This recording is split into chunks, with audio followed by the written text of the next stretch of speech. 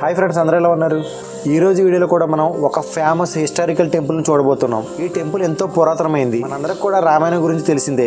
ఈ రామాయణం అనేది త్రేతాయుగంలో జరిగింది. రామాయణంలో రాముడు 14 సంవత్సరాలు వనవాసం చేసిన సంగతి కూడా మనందరికీ తెలిసిందే. రాముడు అలా వనవాసం చేస్తున్నప్పుడు మన ఇండియాలో కొన్ని ప్రదేశాలు తిరిగారు. అందులో ఒకటే తెలంగాణలో ఉన్న భద్రాచలం. అలాగే అలా వనవాసం చేస్తున్నప్పుడు మన ఆంధ్రప్రదేశ్లో కూడా ఒక చోట ఆగి సీతారాముడు అలాగే లక్ష్మణుడు సేద తీరారు. అలా సేద తీరుతున్న సమయంలో సీతమ్మ తల్లికి దాహం వేసినప్పుడు రాముడు తన బాణాన్ని భూమిపై ప్రయోగించాడు. భూమి నుంచి జలం బయటకు వచ్చింది. సీతమ్మ తల్లి ఆ నీటిని తాగి తన దాహాన్ని తీర్చుకుంది. రాముడు ప్రయోగించిన ఆ బాణం ఇప్పటికి కూడా ఆ ప్రదేశంలో ఉంది.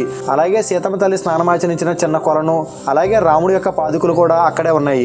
ఆ ప్లేస్ ఏంటి, ఎక్కడ ఉంది అనేది ఇప్పుడు వీడియోలో మనం తెలుసుకుందాం. వీడియోలోకి వెళ్ళడానికంటే ముందు మీరు మన ఛానల్ ఫస్ట్ టైం చూస్తున్నట్లయితే ఛానల్ సబ్స్క్రైబ్ చేసి వీడియోని లైక్ చేయండి. ఇప్పుడు వీడియోలోకి వెళ్ళిపోదాం. ఇప్పుడు మనం వెళ్ళబోయే ఈ ఆలయం పేరు గొల్లపల్లి శ్రీ రఘునాథ స్వామి దేవాలయం. ఉదయాన్నే 10 గంటలకు ఏలూరు నుండి నేను ఈ ఆలయానికి బయలుదేరాను. ఈ ఆలయం మనకి ఏలూరు నుంచి 27 కిలోమీటర్ల దూరంలో ఉంటుంది. హిందువుల ఆరాధ్య దైవమైన శ్రీరామచంద్రమూర్తికి ఆంధ్రప్రదేశ్లో ఎన్నో వేల దేవాలయాలు ఉన్నాయి. కానీ ఏలూరు జిల్లాలోని నూజివీడు మండలం గొల్లపల్లిలో ఉన్న శ్రీ రఘునాథ స్వామివారి దేవాలయం మాత్రం ఎంతో విశిష్టమైనది. యదుపురి క్షేత్రంగా ప్రసిద్ధిగాంచిన ఆధ్యాత్మికమైన విశిష్టమైన శక్తిని కలిగి ఉన్న ఈ ఆలయం చరిత్ర గురించి చెప్పడానికి మాటలు సరిపోవు. అది సీతారాముల వారు అరణ్యవాస సమయంలో సేద తీరిన ప్రాంతం. నాటి చెరగని గుర్తులతో దర్శనమిస్తున్న పుణ్యక్షేత్రం. వందల సంవత్సరాల చరిత్ర కలిగిన ఈ నూజివీడు ప్రాంతంలోనే అత్యంత మహిమ కలిగిన ప్రాచీన ఈ రఘునాథ స్వామి ఆలయం ఉంది.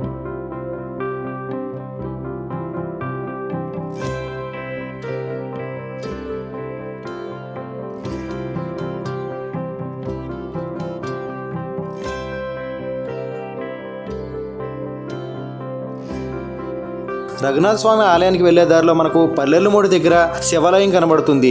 ఇదే కాశీ విశ్వనాథ స్వామి ఆలయం. ఈ ఆలయం చూడడానికి చాలా బాగుంటుంది. ఈ ఆలయంలో మనకు ఒల్లి సమేత సుబ్రహ్మణ్య స్వామి, కాశీ విశ్వనాథుడు, కాశీ విశాలక్ష్మి విగ్రహాలు ఉంటాయి.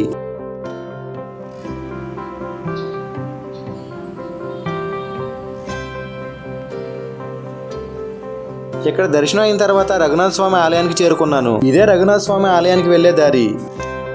ఇదే రఘునాథ స్వామి కొలువైన యదుపురి క్షేత్రం. దేవర్షి అయిన నారద మహర్షి ఈ యదుపురి క్షేత్రంలో 3 దినములు గడిపి ఈ క్షేత్ర మహత్స విశేషాల గురించి తెలుసుకుని అరిత మహర్షికి ఈ విధంగా తెలియజేశాడు. యదుపురి క్షేత్రాన్ని పోలిన క్షేత్రం బ్రహ్మాండంలోనే మరొకటి లేదని, రఘురామునితో పోల్చదగిన మరో దేవుడు లేడని చెప్పాడు. పూర్వం ఒకనాడు బ్రహ్మదేవుడు అగస్త్య మహర్షికి సీతారామ లక్ష్మణుల విగ్రహాలను ఇచ్చాడు. ఆ మూర్తులను అగస్త్యుడు భక్తితో చాలా కాలం పూజించాడు. అగస్త్యుడు వింధ్య పర్వత గర్వమంచడానికి వెళ్ళినప్పుడు స్వామివారికి పూజలు జరగలేదు. ఆ సమయంలో స్వామి ఒక పుట్టలో అంతరుడయ్యాడు. తదుపరి ద్వాపర యుగంలో 10,000 సంవత్సరాల అనంతరం తిరిగి వచ్చిన అగస్త్య మహర్షి అప్పటి రాజు అయిన వైదర్భుని చేత ఆలయ నిర్మాణం చేయించి అప్పటిదాకా పుట్టలో ఉన్న స్వామిని పునఃప్రతిష్ఠించి పూజాధికారులు నిర్వహించాడు. ఆలయ నిర్మాణం గావించిన వైదర్భునకు పుత్రుడు జన్మించాడు. అతని రాజ్యం ధనధాన్యాలతో భోగభాగ్యాలతో అలరారింది. కలియుగ ఆరంభంలో యదువు అనే ఒక గొల్లవానికి ఒక వటవృక్షం కింద సేద తీరుతున్న ముగ్గురు కనిపించారు. మేకలను మేపుకుంటూ అటుగా వచ్చిన యాదవుడు వారిని చూసి ఆశ్చర్యపోయి దేవలోక వాసులుగా భావించాడు. వారిని మానవ రూపంలో ఉన్న సీతారామ లక్ష్మణుగా గుర్తించి నమస్కరించాడు. యదువు ఆనందంతో స్వామి ఆరాధనకు సిద్ధమయ్యాడు. కానీ అభిషేక జలం దొరకలేదు.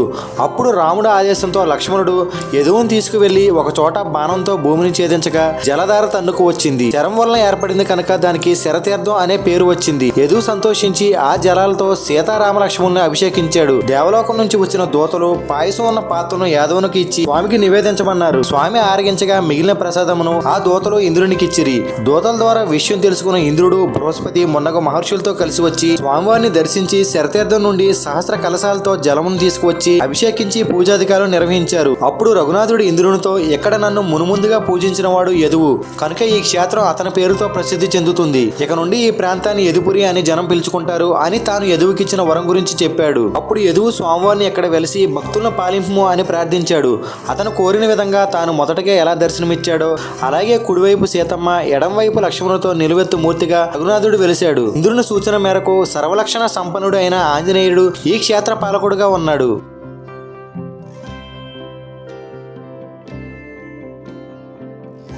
ఈ ఆలయం చుట్టూ 3 ప్రదక్షిణలు చేసిన వారికి ఇహలోక సౌఖ్యము చేకూరి కోరిన కోరికలు తీరి సర్వపాపాలు తొలగి మోక్షప్రాప్తి లభిస్తుంది.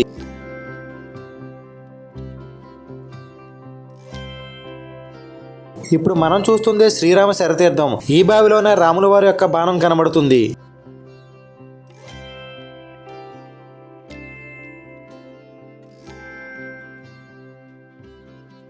ఇప్పుడు మీరు చూస్తుందే రాముల వారి యొక్క బాణం. అప్పట్లో ఈ బాణాన్ని తీయడానికి చాలా ప్రయత్నించారంట, కానీ ఎంత ప్రయత్నించినా కానీ ఈ బాణాన్ని బయటికి తీయలేకపోయారు. ఇక్కడ నుంచి ఒక 6 కిలోమీటర్ల ముందుకు వెళ్తే వేంపాడ అగ్రహారం దగ్గర సీతం వారు స్నానమాచరించిన కొలను, అలాగే రాముల వారి పాదుకులు కూడా కనబడతాయి.